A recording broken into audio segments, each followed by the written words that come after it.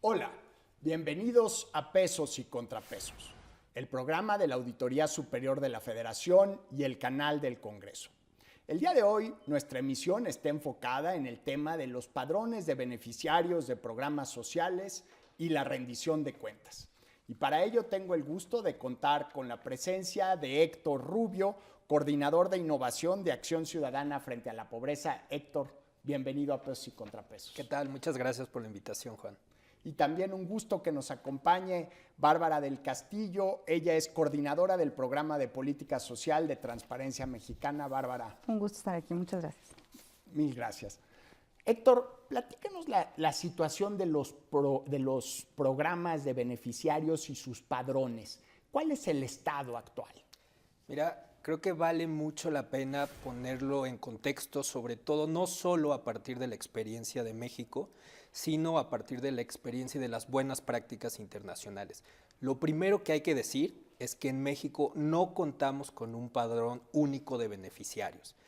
La Auditoría Superior de la Federación, en el reporte más reciente de la cuenta pública, precisamente lo que identifica es que una de las áreas de riesgo, una de las 5 áreas de riesgo identificadas, una de ellas es el padrón de beneficiarios. ¿De qué tipo de riesgo se refiere el documento? En realidad, ¿no? Sí. Es, digamos, sobre el riesgo de la viabilidad, de la sustentabilidad y del futuro como país a partir del análisis que hace de la fiscalización, ¿no? El estado del arte de la fiscalización.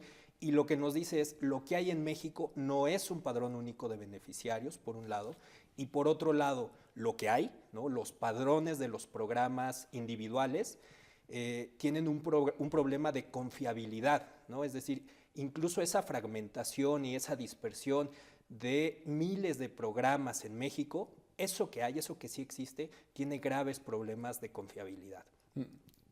Bárbara, ustedes hicieron un estudio con la ONU, tengo entendido, con el PNUD.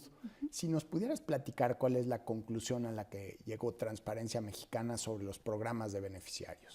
Sí, el estudio al que te refieres lo realizó Transparencia Mexicana junto con el PNUD Oficina de México y la colaboración de Prospera.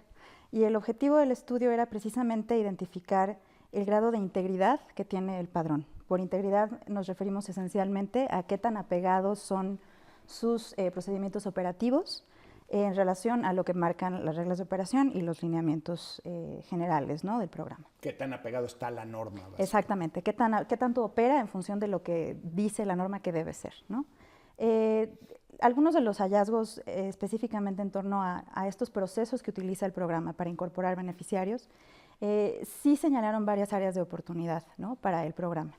Entre ellas, la necesidad de que los datos que mantiene, los datos de sus beneficiarios, estén siempre actualizados, ¿no? Encontramos algunas desactualizaciones, algunas omisiones en ciertos campos, de manera que cuando uno consulta el padrón no puede contar con toda la información en la extensión en la que debería encontrarse allí, ¿no? También encontramos, por ejemplo, que hay un mayor cumplimiento a esta normatividad en estratos de mayor concentración de beneficiarios que en estratos de menor concentración. Esto puede estar apuntando a que el programa está operando de manera más eficiente, en donde es más fácil llegar a los beneficiarios. Y justamente geográfica. Concentración en número de beneficiarios en una cierta región, de alta o media concentración, mientras que otras regiones que por definición pueden ser las más vulnerables, en donde hay mayor dispersión de los propios beneficiarios, es en donde el programa, los propios beneficiarios nos reportaban estar reconociendo los procedimientos establecidos en la norma con menor cumplimiento a lo que ellos veían en campo todos los días, ¿no? Entonces, algunas de las principales recomendaciones que nosotros hacíamos en ese estudio tenían que ver con la calidad de los datos del padrón, ¿no? Con que fueran completos, estuvieran accesibles, estuvieran siempre actualizados, que pudieran ser recopilados y actualizados constantemente, ¿no? Y que pudieran identificarse por cualquier usuario, incluso en datos abiertos. Héctor, no es física nuclear tener un padrón único de beneficiarios. Además, llevamos con esta conversación como país que desde fines del siglo XX y todavía no logramos tener un padrón único de beneficiarios. Es falta de voluntad política, porque pues un Excel ya lo podrían haber hecho, ¿no? Así es, mira. ¿Y qué es lo que denota la ausencia de este padrón único de beneficiarios? Por un lado, que en México se administran los problemas, no se están resolviendo los problemas.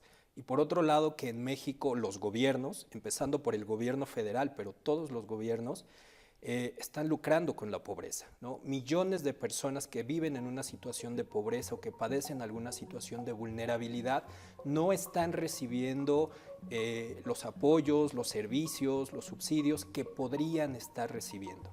El Padrón Único de Beneficiarios es un sistema de identificación y de información de personas. Y lo que implica la idea de un padrón único de beneficiarios es en realidad un cambio de paradigma, porque hoy en México lo que entendemos como padrón de beneficiarios es una lista de las personas que finalmente reciben algo de los gobiernos. En realidad, un padrón único de beneficiarios es la puerta de acceso para poder identificar a aquellas personas que realmente necesitan algún servicio, algún tipo de ayuda y llegar a esas personas. Entonces, deja de ser, ¿no? La lista final, ¿no? La suma de las listas de todos los programas para ser la puerta de acceso y la columna vertebral de una política de desarrollo social. Bárbara, ¿qué implica no tener un sistema de padrones bien hecho ante un desafío como, por ejemplo, la lucha contra la pobreza? Como un poco señalaba Héctor, ¿no? La idea o la ausencia de un padrón, de un conjunto de información así estructurada, presenta varios riesgos, ¿no? Que pueden ser, estamos duplicando esfuerzos, estamos teniendo programas que no necesariamente llegan a la población a la que deben de llegar. Estamos tal vez teniendo esfuerzos aislados porque tenemos un pequeño programa que se constituye como tal, pero es coyuntural, tiene recursos muy específicos y pasada la entrega específica de algún beneficio desaparece, ¿no? También estamos ante el riesgo de que un mismo beneficiario esté recibiendo una multiplicidad de programas o de beneficios que probablemente no es lo más eficiente tenerlos operando por separado, ¿no? Entonces, la falta de esta visión de conjunto, pues fragmenta la política social, ¿no? Es un obstáculo a que pueda ser más eficiente, a que sea más eficaz, y a que haya también una mayor facilidad para ejercer cierto monitoreo o fiscalización sobre el gasto y sobre el destino y el impacto de esos recursos. Muy bien, estamos en Pesos y Contrapesos platicando